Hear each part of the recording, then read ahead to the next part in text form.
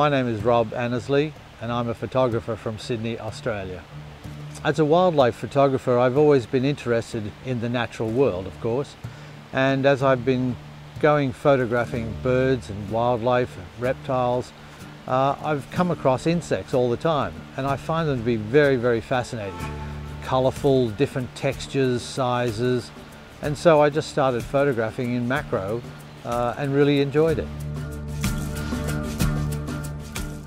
My project is called The Underworld, and as the title might suggest, it's about the tiny little world that we very rarely see under our feet.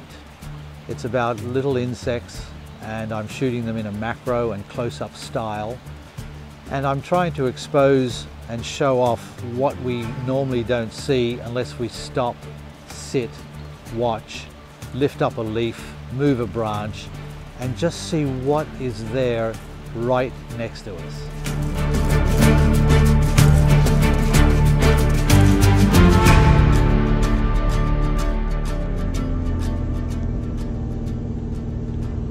The project has covered in excess of 10,000 kilometres, all the way from northeastern Victoria in the Alpine region, all the way up as far north Queensland in the wet tropics, travelling all the way through Victoria, New South Wales and Queensland. As a wildlife photographer, photographing birds and other wildlife, I got excited by the small insects that I saw while I was out in the field. So many different shapes and sizes and colours. It just became a natural progression to want to photograph all those colourful little insects.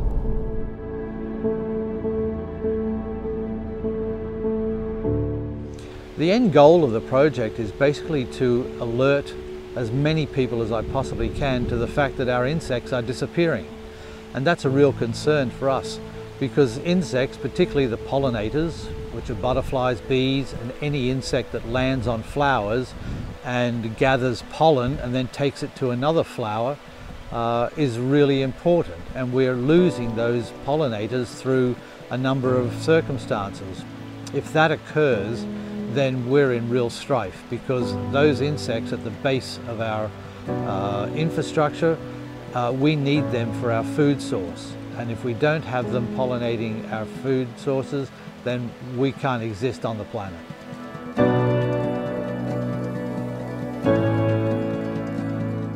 Okay, so we've just found a couple of nice little colourful dragonflies.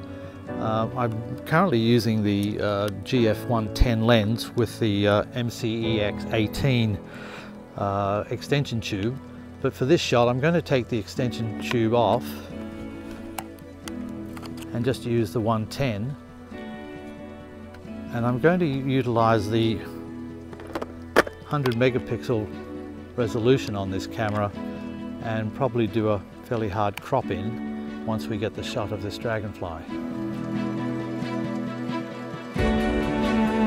I'm using the Fujifilm GFX system because the camera produces incredibly sharp images. 102 megapixel files, there's plenty of dynamic range, incredible sharpness, and a file that size, if I need to, I can crop in to show more detail in the insects that I'm photographing.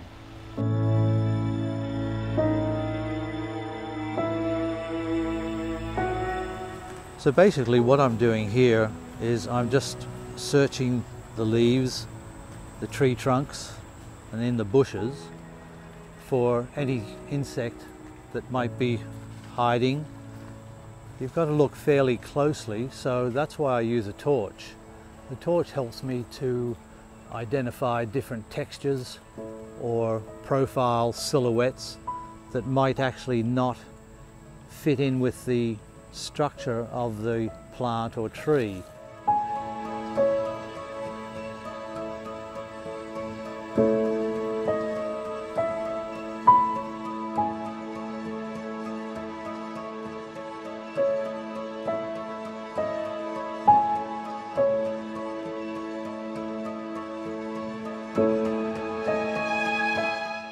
In an attempt to get this information in front of people, I'm creating a book of insects from the 4 eco-regions across Australia, up and down the East Coast.